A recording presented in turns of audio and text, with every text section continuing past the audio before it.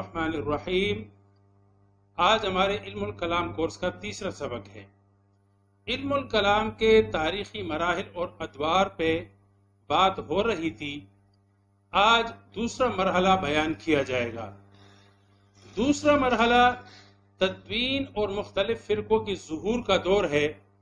بعض فرقے جن کا پہلے ہم ذکر کر چکے ہیں، اگرچہ ان کے بنیادی مسائل وہ پہلے دور میں، پہلے قرن اول میں پیدا ہوئے تھے، لیکن باضابطہ طور پر ایک فرقہ کی حیثیت سے ان جماعتوں کی پہچان قائم نہیں ہوئی تھی، بلکہ یہ جو پہچان فرقوں کی اور مذاہب کی شکل جو پیدا ہوئی ہے وہ دوسرے دور میں پیدا ہوئی، اور یہ اس دور کی خصوصیت ہے کہ مختلف کلامی فرقے اور مختلف کلامی مکتب فکر یہ وجود میں آئے۔ جو اعتقادی فرقے وجود میں آئے وہ تو بہت زیادہ ہے، لیکن ان میں سے بعض وہ اہم فرقے جو اب تک موجود ہیں یا جو ایک زمانے تک موجود رہے تھے اور عالم اسلام پر چھائے ہوئے تھے، تو یہاں ہم ان کا تذکرہ کرتے ہیں۔ بنیادی طور پر علم الکلام یعنی کلامی فرقے دو قسم کے ہیں۔ ایک وہ جو بہت زیادہ نصوص کے الفاظ کے مطابق عقائد کی تشریح کرتے ہیں، اس کی ایسی تعبیر سے بچنے کی کوشش کرتے ہیں جس کی وجہ سے لفظ کے متبادر معنی ظاہری معنی کو چھوڑنا پڑے اور استعارہ اور کنایہ مان کر غیر متبادر معنی لینا پڑے۔ اگرچہ ظاہری معنی پر اکتفا کرنا یہ بظاہر بہت اچھی بات معلوم ہوتی ہے، لیکن اس میں غلو انسان کو اس حد تک لے جا سکتا ہے کہ اللہ تعالیٰ کے لیے جسم ماننا پڑے اور خالق کو مخلوق کے مشابہ قرار دینا پڑے۔ اس اصول کو اعتدال یا غلو کے ساتھ استعمال کرنے کی وجہ سے 5 فرقے وجود میں آئے۔ پہلا فرقہ حشویہ۔ حشو کے معنی ہے کسی چیز کو داخل کرنا۔ کہا جاتا ہے کہ یہ گروہ حدیث میں بہت ایسی باتیں داخل کر دیتا تھا جس کی کوئی اصل نہیں ہوتی تھی، اس لیے ان کو حشویہ کہا جانے لگا۔ ان کے منہجی فکر میں 2 بنیادی باتیں بتائی جاتی ہے۔ پہلی بات، یہ فرقہ اعتقادات کو جاننے کے لیے صرف نصوص پر اکتفا کرنے کا قائل تھا۔ ان کے نزدیک عقل اور عقلی دلائل کا عقائد میں کوئی عمل دخل نہیں تھا۔ دوسری اہم بات، یہ لوگ نصوص کو بالکل اس کے لفظی معنی اور ظاہر میں نظر آنے والی شکل میں قبول کرتے تھے، جیسے اللہ تعالیٰ کے لیے ہاتھ، اللہ تعالیٰ کے لیے چہرہ، اللہ تعالیٰ کے لیے پاؤں، ساق وغیرہ۔ تو وہ اللہ تعالیٰ کے لیے مادی اعضاء کے بھی قائل ہو گئے، گویا کہ یہ فرقہ تجسیم اور تشبیہ کا قائل تھا۔ محققین کہتے ہیں کہ تشبیہ اور تجسیم کا یہ نظریہ کہاں سے آیا؟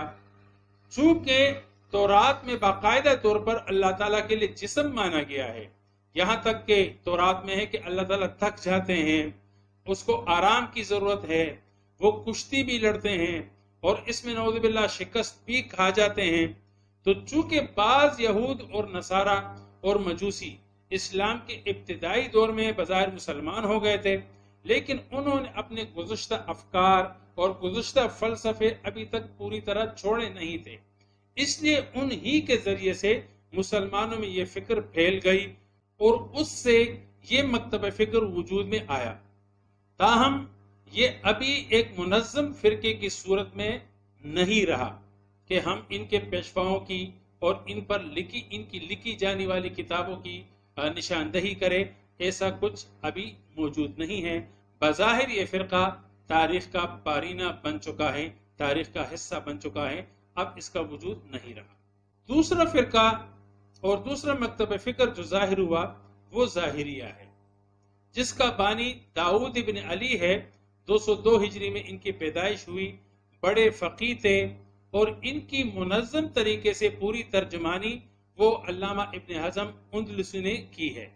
ظاہریہ یا اصحاب ظواہر کے بارے میں کہا جاتا ہے کہ یہ قیاس کو دلیل شرعی نہیں مانتے، یعنی بہر صورت نص کے ظاہری مفہوم پر اکتفا کرتے ہیں، اس لیے یہ حنابلہ سے بھی بڑھ کر نصوص کے معنی میں تعویل کے مخالف ہے۔ مثلا وہ اللہ تعالیٰ کے لیے اسماء حسنہ کو تو مانتے ہیں، لیکن چونکہ قرآن و حدیث میں صفات کے الفاظ استعمال نہیں ہوئے، جس طرح خالق ہے لیکن صفت خلق نہیں، عالم ہے اللہ کا نام ہے لیکن صفتی نام عالم ہے لیکن صفت علم نہیں ہے، قدیر اور قادر ہیں لیکن صفت قدرت کا استعمال قرآن و حدیث میں الفاظ ظاہری میں نہیں ہوا ہے، اس لیے وہ اللہ تعالیٰ کے لیے صفات کی تعبیر کو غلط اور بدعت قرار دیتے ہیں۔ بہرحال اصحاب ظواہر اہل سنت والجماعت میں سے ہیں، اور وہ خود بھی اپنے آپ کو اہل سنت والجماعت میں سے قرار دیتے ہیں۔ فکری اعتبار سے یہ فرقہ حنابلہ کے بہت زیادہ قریب ہے۔ تیسرا جو مکتب فکر ظاہر ہوا وہ حنابلہ ہے۔ امام احمد بن حنبل کی طرف منسوب، جو اہل سنت والجماعت کے بلند پایہ شخصیت، بڑے محدث تھے اور بہت بڑے فقیہ تھے، نصوص کے سلسلے میں ان کا عمومی مزاج ظاہری الفاظ کو قبول کرنے کا تھا، اور یہی مزاج انہوں نے اسلامی عقائد کے متعلق بھی نصوص کی تشریح اور توجیہ میں انہوں نے اختیار کیا۔ اس لیے جو لوگ نصوص میں تعویل سے کام لیتے ہیں، ان کے اور امام احمد بن حنبل اور ان کے متبعین کے درمیان بہت زیادہ اختلاف پایا جاتا ہے۔ اس طرح یہ ایک مستقل ایک اعتقادی مذہب اور مکتب فکر بن گیا۔ چوتھا مکتب فکر اشاعرہ ہے۔ اس مکتب فکر کی بنیاد تیسری صدی کے اواخر میں امام ابو الحسن الاشعری نے رکھی، جو پہلے فرقہ معتزلہ سے تعلق رکھتے تھے لیکن بعد میں ان سے الگ ہوئے اور اہل سنت والجماعت میں علم الکلام کا ایک مستقل مکتب فکر ان کے ذریعے سے وجود میں آیا۔ مذہب اشعری اپنے ابتدائی دور ہی سے اہل سنت والجماعت کا مقبول ترین مذہب رہا ہے۔ اس میں بڑے بڑے فقہاء اور بڑے بڑے محدثین پیدا ہوئے، اور یہ ایک حقیقت ہے کہ اشاعرہ اور ماتریدیہ مکتب فکر اہل سنت والجماعت کے غالب ترین حصہ کا احاطہ کرتا ہے، یعنی دنیا بھر میں اکثر مسلمان یا تو اشاعرہ سے ہیں یا ماتریدیہ سے تعلق رکھتے ہیں۔ پانچواں مکتب فکر وہ ماتریدیہ ہے۔ اس مکتب فکر کے رئیس امام ابو منصور ماتریدی 333 ہجری میں وفات پائے، وہ ہے۔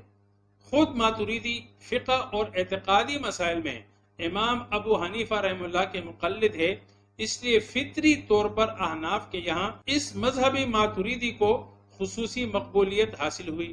ترکی، افغانستان، تاجکستان اور یہ ماوراء النہر یعنی روس کے ساتھ جتنے بھی ممالک ہے، بلکہ پورا بر صغیر جہاں مسلمانوں کی بہت بڑی آبادی ہے، وہ زیادہ تر اسی مسلکی ماتریدی کے پیروکار ہیں۔ بظاہر ماتریدی اور اشاعرہ یہ الگ الگ مکتب فکر ہے، لیکن ان میں بہت کم مسائل میں اختلاف ہے، اور اصولی مسائل میں ان کے درمیان کوئی خاص اختلاف نہیں ہے۔ انشاءاللہ ماتریدی اور اشاعری جو مختلف فیہ مسائل ہے، اس پر ہم ایک مستقل درس دیں گے۔ وآخر دعوانا ان الحمدللہ رب العالمین۔